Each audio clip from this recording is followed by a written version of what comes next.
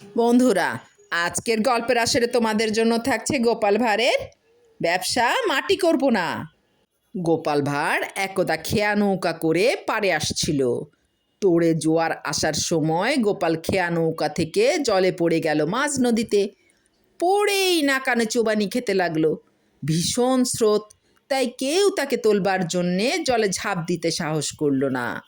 একখানা ডিঙি আসছিল পাল তুলে, তা থেকে মদন মাঝি দেখতে পেয়ে লাফ দিয়ে পড়ে গোপালকে টেনে তুলল তার ডিঙিতে। আগে চিনতে পারেনি, এখন দেখলে তার মহাজন গোপাল ভাঁড়কে সে বাঁচিয়েছে। গোপালের কাছে মদন মাঝি কিছু টাকা দেনা করেছিল। আশা হলো তাহলে দলিলখানা হয়তো গোপাল অমনি অমনি ফেরত দিতে পারে। মদন মাঝি এই আশাই মনে মনে ফাঁদছিল, কিন্তু গোপালের প্রথম কথাতেই সে নিরাশ হলো।